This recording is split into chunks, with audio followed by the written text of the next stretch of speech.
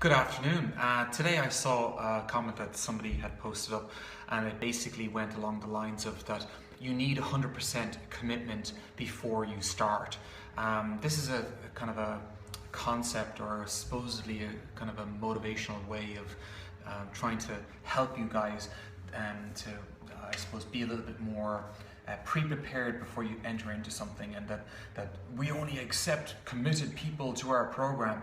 This is total nonsense, and it's just laughable in the extreme, because very often that sort of concept of like we need people who are totally committed and for our program, you're never going to get them, because these oftentimes people who are recommending that are people with all the resources they need to be perfectly committed. Like they're trainers that have all day to train, all day to prepare their food. They're very often not married, not in relationships, not having to pay a mortgage.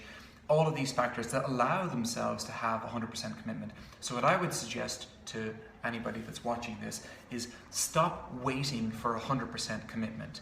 Otherwise, it's a bit like saying, well, I'll start my diet once, or I'm going to get my nutrition on track once I go to the shops and have everything ready for me. Once I get a trainer, once I get the right training clothes, once I get the right program. You don't have to wait for everything to be perfect.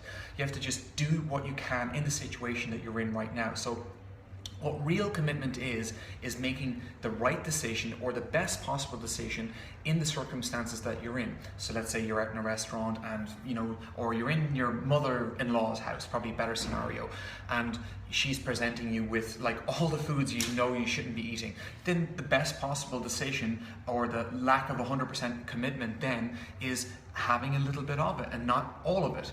If you're in a training context and you're saying, I have only 15 minutes to train, then you do what is important in the program for that particular day. Let's say you've got to squat a little bit or deadlift a little bit, and that's it. You leave it at that. Let's say it's 15 minutes of mobility work. That's what you needed to do for that day.